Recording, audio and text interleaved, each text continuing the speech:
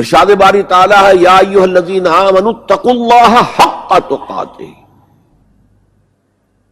ولا تموتن الا وانتم مسلمون۔ اے ایمان والو، اے ایمان کے دعوے دارو، اے ایمان کا اعلان کرنے والو، اللہ کا تقوی اختیار کرو جتنا کہ اس کے تقوی کا حق ہے، اور دیکھنا موت نہ آنے پائے مگر فرما برداری کی حالت میں۔ یہ آیت میرے نزدیک قرآن حکیم میں انفرادی تدین، تقوی، دینداری، صحیح اعمال کو اختیار کرنے کی تاکید کے اعتبار سے اہم ترین آیت ہے۔ سب سے پہلی بات، اللہ کا تقوی اختیار کرو جتنا کہ اس کے تقوی کا حق ہے۔ صحابہ کرام اس پر پریشان ہو گئے، اس لیے کہ ہمارا اور صحابہ کرام کا قرآن مجید کو پڑھنا اور سننا، ان میں بہت فرق ہے۔ ہم قرآن پڑھتے ہیں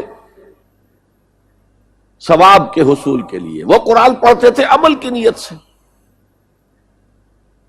لہذا جو بھی آیت نازل ہوتی تھی وہ تولتے تھے اپنے آپ کو، ہم اس پر پورے اتر سکتے ہیں یا نہیں۔ تو جب یہ آیت نازل ہوئی یا ایھا الذین آمنوا اتقوا اللہ حق تقاتہ، گھبرا گئے، حضور کی خدمت میں حاضر ہوئے۔ اے اللہ کے رسول، اللہ کے تقوی کا حق کون ادا کر سکتا ہے؟ یہاں آپ اپنے ذہن کے پس منظر میں رکھیے کہ نبی اکرم صلی اللہ علیہ وسلم بھی کسی وقت عجیب کیفیت میں یہ فرمایا کرتے تھے، اے اللہ ما عبدناک حق عبادتک، ہم تیری بندگی اور اطاعت نہ کر سکے جیسے کہ اس بندگی اور اطاعت کا حق تھا۔ وما عرفناک حق معرفتک، ہم تجھے پہچان نہ سکے، تیری معرفت حاصل نہ کر سکے جیسے کہ تیری پہچان اور معرفت کا حق تھا۔ سورہ حج کے آخر میں آیا ہے وما قدر اللہ حق قدرہ، وہ اللہ کی قوتوں کا، قدرتوں کا اندازہ نہیں کر سکے جیسا کہ اس کا حق تھا۔ اور اسی آخری رکوع میں سورہ حج کے یہ بھی آیا ہے جاہدوا فی اللہ حق جہادہ، جہاد کرو اللہ کے لیے جیسا اور جتنا کہ اس کے جہاد کا حق ہے۔ یہاں چونکہ بات شروع کی جا رہی فرد سے، ظاہر بات ہے کہ امت، ملت یہ افراد ہی سے بنتی ہے۔ بڑی سے بڑی فصیل ہو، پچھلے زمانے کی بات کر رہا ہوں، اینٹوں سے ہی بنتی تھی۔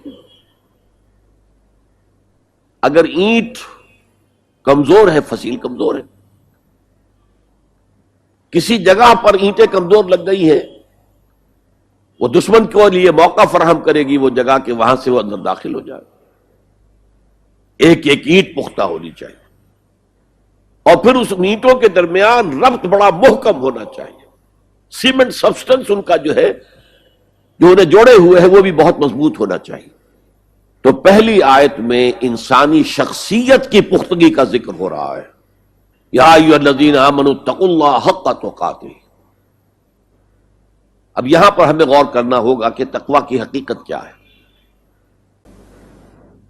عام طور پر جو ترجمہ کیا جاتا ہے اللہ سے ڈرو، یہ اچھا ترجمہ نہیں ہے، اور چونکہ اکثر و بیشتر لوگوں نے یہی ترجمہ کیا، قرآن میں بار بار آتا ہے اتقوا اللہ اتقوا اللہ اتقوا اللہ، تو عیسائیوں کو یہ کہنے کا موقع ملا کہ قرآن زیادہ اللہ کے خوف پر زور دیتا ہے، جبکہ مسیح نے اور جو بائبل ہے وہ اللہ کی محبت پر زور دیتی ہے۔ اعتراض کرنے کا انہیں موقع مل گیا۔ خوف کا لفظ قرآن کا خود عربی زبان کا لفظ ہے، قرآن مجید میں بھی آیا ہے فلا تخافوہم وخافونی، تم ان سے نہ ڈرو، اپنے دشمنوں سے نہ ڈرو، مجھ سے ڈرو۔ خوف کا لفظ بھی ہے۔ یخافون یوما تتقلب فیہ القلوب والابصار، وہ ڈرتے رہتے ہیں اس دن کے تصور سے جس دن کے نگاہیں اور دل الٹ جائیں گے، قیامت کا دن، حشر کا دن۔ تو خوف کا لفظ قرآن میں ہے، عربی زبان کا لفظ ہے، تقوی کے معنی خوف نہیں، تقوی کے لفظی معنی بچنا. دیکھیے وقا یقی وقایتن، اسے کہتے ثلاثی مجرد، اس میں معنی ہے وقا یقی وقایتن کے کسی کو بچانا. اور آپ بڑی آسانی سے یاد رکھ سکیں گے کہ جو ہماری دعا ہے، جو سورہ بقرہ میں حج کی دعاؤں کے ضمن میں اہم ترین دعا کی حیثیت سے مذکور ہے، ربنا آتنا فی الدنیا حسنۃ وفی الآخرۃ حسنۃ وقنا عذاب النار، وقنا عذاب النار، اے اللہ ہمیں بچا آگ کے عذاب سے. تو وقا یقی وقایتن کے معنی ہے کسی کو بچانا. باب افتعال میں یہ بنا اتقا، اور واو اور تا یہ جڑ گئے، اتقا اتقا. اتقا معنی خود بچنا، بچنا اللہ کی نافرمانی سے، بچنا اللہ کی ناراضگی سے. ایک بچنا آؤٹ آف لو ہوتا ہے، out of reverence, out of respect. ایک سلیم الفطرت بیٹا چاہے گا کہ میں کوئی ایسی حرکت نہ کروں کہ میرے والد کو اس سے دکھ پہنچے، یہ بھی بچنا ہے. ظاہر بات ہے کہ والد کا خوف نہیں ہے اسے، یہ اس کی روش آؤٹ آف لو ہے. والذین آمنوا اشد حبا للہ، جو لوگ صاحب ایمان ہیں وہ شدید ترین محبت کرتے ہیں اللہ کے ساتھ. بلکہ ہم نے جو حقیقت جہاد کا مضمون جو ہے اس پر غور کیا، اس کے ضمن میں ایک آیت جو بڑی عظیم آیات میں سے قرآن کے، قُلْ إِنْ كَانَ آبَاؤُكُمْ وَأَبْنَاؤُكُمْ وَإِخْوَانُكُمْ وَأَزْوَاجُكُمْ وَعَشِيرَتُكُمْ وَأَمْوَالٌ اقْتَرَفْتُمُوهَا وَتِجَارَةٌ تَخْشَوْنَ كَسَادَهَا وَمَسَاكِنُ تَرْضَوْنَهَا أَحَبَّ إِلَيْكُم مِّنَ اللَّهِ وَرَسُولِهِ وَجِهَادٍ فِي سَبِيلِهِ فَتَرَبَّصُوا حَتَّىٰ يَأْتِيَ اللَّهُ بِأَمْرِهِ وَاللَّهُ لَا يَهْدِي الْقَوْمَ الْفَاسِقِينَ. اے نبی ان سے کہہ دیجئے کہ اے لوگو، اگر تمہیں اپنے باپ اور اپنے بیٹے اور اپنے بھائی اور اپنے زوج، مرد کے لیے بیوی، بیوی کے لیے شوہر، اور اپنے رشتہ دار اور اپنے وہ مال جو تم نے بڑے محنت سے جمع کیے ہیں، اور اپنے وہ کاروبار جن میں کساد کا، سرد بازاری کا تمہیں خوف لاحق رہتا ہے، مندہ نہ ہو جائے، اور تمہارے وہ مکان جو تمہیں بہت محبوب ہیں، بہت سجایا ہے، بہت عمدہ فرنش کیا ہے، اعلیٰ ترین مکان بنایا ہے، اگر یہ 8 چیزیں زیادہ محبوب ہیں اللہ سے اور اس کے رسول سے اور اللہ کی راہ میں جہاد سے، فتربصوا، جاؤ، بیٹھے رہو، دفع ہو جاؤ، منتظر رہو، حتیٰ یاتی اللہ بامرہ، یہاں تک کہ اللہ اپنا فیصلہ سنا دے. واللہ لا یہدی القوم الفاسقین، اللہ ایسے فاسقوں کو ہدایت نہیں دیتا. تو در حقیقت یہ اللہ تعالیٰ کی محبت کے تحت ہے کہ اللہ اور اللہ کے ساتھ جو عہد وفا استوار کیا ہے، ایاک نعبد و ایاک نستعین، کہ آدمی پھونک پھونک کر قدم رکھے، کہیں میں اللہ کی کسی حد سے تجاوز نہ کر جاؤں، اللہ کی قائم کردہ کسی حد کو پھلانگ نہ جاؤں، کہیں ایسا نہ ہو کہ شریعت کا کوئی حکم میں پامال کر دوں.